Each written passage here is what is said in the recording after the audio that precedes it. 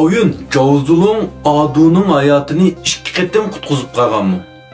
Adu Sun Xiaomei'nin balısı mı? Davada Adu Sun Xiaomei'nin balısı olsa, Liu Bei bilen Sun Xiaomei kin toy kılgan tutsa, undaqda dastlabda Jovzulung qutuldurup algan bala zadi kim o? Qissa qıdı bayan. Joyun xatchisi Zulung Changshan Jinningsda tug'ilgan.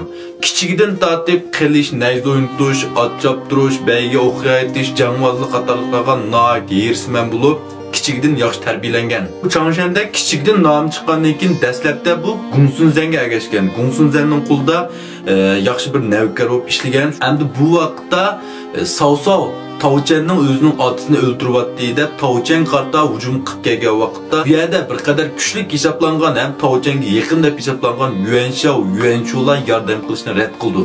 Lekin Liu Bei bo'lsa o'zining ozg'ini 2-3 ming lashkari va Guayu Zhongfeilarga tayinlab berib yordam qilmay deb Gongsun Zanning oldiga keldi. Bu vaqtda Gongsun Zan buning botirligidan ta'sirlanib, "Men sen 3 ming lashkarni oriyat beray" degan vaqtda, "Men 3 ming lashkarning lozimi yo'q. Men faqat Jovzulung bo'lsa bo'ldi" degandan keyin bu gapni deb bo'g'cha Jovzulungni o'zining tayyor ekanligini bildirdi. Ko'rdinglarmi? Necha vaqtdan bu Gongsun Zanning yanida noit yaxshi o'tayotgan odam Liu Beining bir eg'iz gapi bilan o'tib ketdi. Bu yerga bakara qarsanglar, mening nimish eng dastlab bu Jovzulung Liu Beiga o'xshaydi deganimni ozroq tushunib qolsizlar. Endi bu ishdan keyin bu Jovzulung Liu Beiga ergashdi, keyin Yuan Shu bilan Gongsun Zanning o'rtasidagi jangda Gongsun Zan mag'lub bo'lib o'lib ketgachga, bu yerda Liu Beining bu Jovyunni qaytarib turadigan odam yo'q, qaytarib turishning o'rni qolmadi.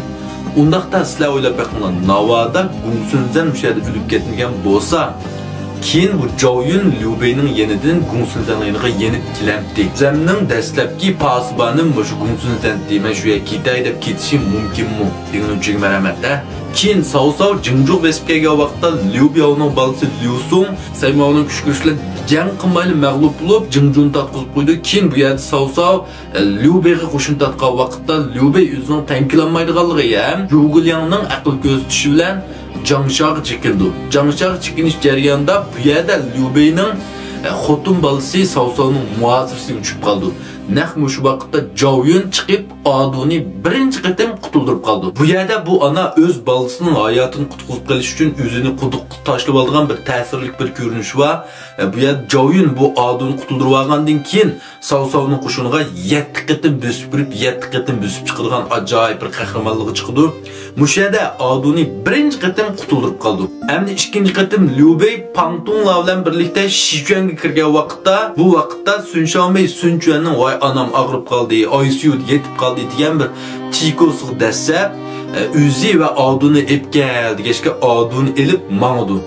Mush vaqtda bu yerda Jovyun berib Aduni ikkinchi qatim qutuldirib akildi. Endi mushar bayoqqa gap kelsak, bu yerda Adu Sun Xiaomei'ning balasimi? Balasi emas. Liu Bei bilan Sun Xiaomei'dan balvonmagan. Liu Bei bu vaqtda balki yoshga chang bo'lib qolganlik tufaylidan bo'lsa kerak, Sun Xiaomei'dan bal topamagan.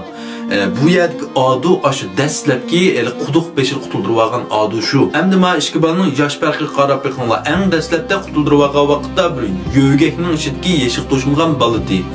Ma ikkinchi qatim Sun Xiaomei epmangan vaqtda bir 10 yoshlardan oshgan bir bala 10 yoshlar ko'rsatdi. Ma vaqt farqini his qilsanglar bo'ldi.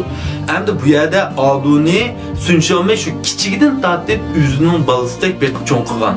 Şuna bu yerda Aduni Sun Xiaomei'ni apa deb chaqirdi. Endi bu yerda o'ylab baqinglar, navoda mush Adu Sun Xiaomei o'zi 9 oy qo'saq ko'tirib o'zi tuqqan bal bo'lsa, bu Jovyun berib balni qilib qo'yib ketdigini qilib qo'yanda, hargiz qilib qo'ymaydi. O'zi tuqqan balosini imkonim men o'zim tuqqan bala deb chuqum aytdi.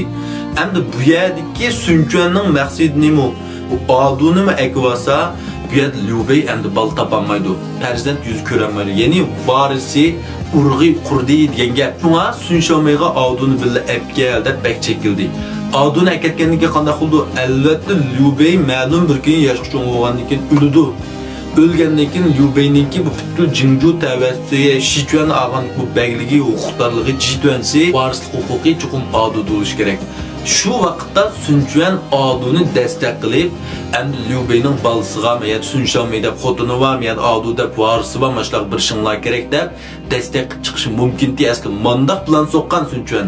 Lekin bu yerda Zhuge Liang taxim sazgur qilib, Aduni 4 Adu o'sim chuqum eklishimiz kerak deb qutuldirib akib oldi. Qancha kunlar o'tib ketdi, yangidan asar chiqarmadim, nəhayət aldırışlıq tüpəydi dostlar. Kechiringlar. Meni ko'rgisi kelgan oxir chiqdingiz deydigan do'stlar, ko'nglim uchun marhamat. Go'nju qilmagan do'stlar, go'nju qilishni unutib qolmanglar. Rahmat.